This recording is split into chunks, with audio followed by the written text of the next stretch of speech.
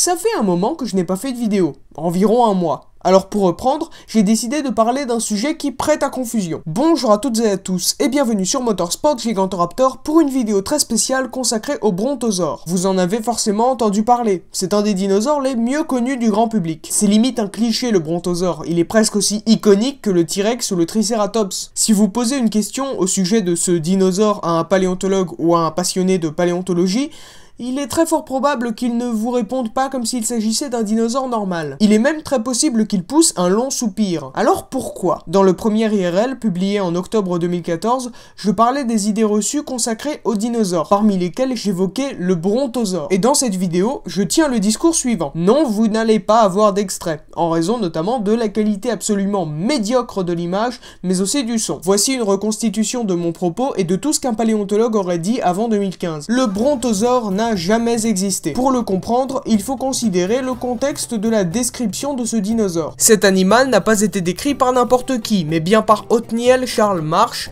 paléontologue connu pour des dinosaures comme Triceratops, Stegosaurus ou encore Allosaurus. Ce dernier est un des paléontologues, si ce n'est le paléontologue, à avoir décrit le plus de dinosaures dans l'histoire. Pourquoi? Car il avait un sérieux rival, Edward Drinkercope, un autre paléontologue mais aussi naturaliste. Les deux ont mené pendant des années une guéguerre impliquant de la corruption d'indigènes américains, du vol, mais surtout de la précipitation. Je vous conseille, au sujet de cette guerre des eaux, de son petit nom, l'excellente vidéo de Simplex Paléo qui résume toute cette histoire dans le détail. Et donc, cette précipitation a eu plusieurs conséquences. D'abord, des conséquences positives, avec la découverte de plein de nouveaux animaux, parmi lesquels Camarasaurus, Dryptosaurus, Celophysis, Barosaurus, Camptosaurus, mais aussi des dinosaures pas très connus, comme Triceratops, Stegosaurus ou encore Allosaurus.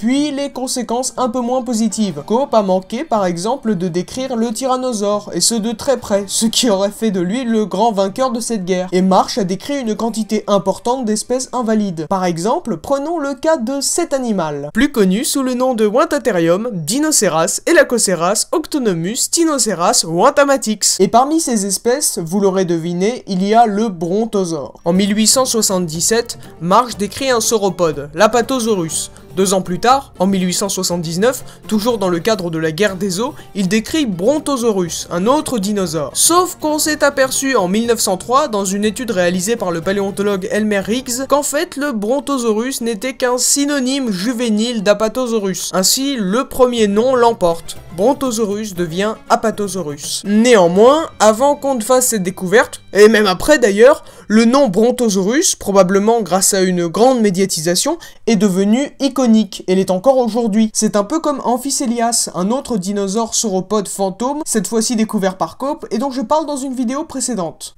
Bon, maintenant, qu'est-ce qui se passe? En quoi ce que je viens de reconstituer est aujourd'hui obsolète? Eh bien parce que le 7 avril 2015, une étude absolument colossale réalisée par Emmanuel Chopp, Octavio Mateus et Roger Benson sur l'intégralité des membres du clade des Diplodocidés a été publiée. Rectification, sur l'intégralité des fossiles décrits comme Diplodocidés découverts depuis 1860. Ça fait beaucoup. Avec une quantité absolument astronomique d'analyses supplémentaires, je vous ai mis le lien en description. Cette étude a notamment conclu que non, l'Apatosaurus et le Brontosaurus ne sont pas synonymes. Pour citer un des co-auteurs de l'étude, Roger Benson, les différences que nous avons trouvées entre Brontosaurus et Apatosaurus sont au moins aussi nombreuses que celles qui distinguent Apatosaurus d'un autre diplodocidé, et bien plus que celles qu'on retrouve habituellement entre deux espèces. Brontosaurus excelsus, de son petit nom, fait donc son comeback après 112 ans d'absence. Ce qui est un petit peu plus qu'un mois, je vous ferai remarquer. Sur ce, merci d'avoir regardé, j'espère que ce travail vous aura intéressé.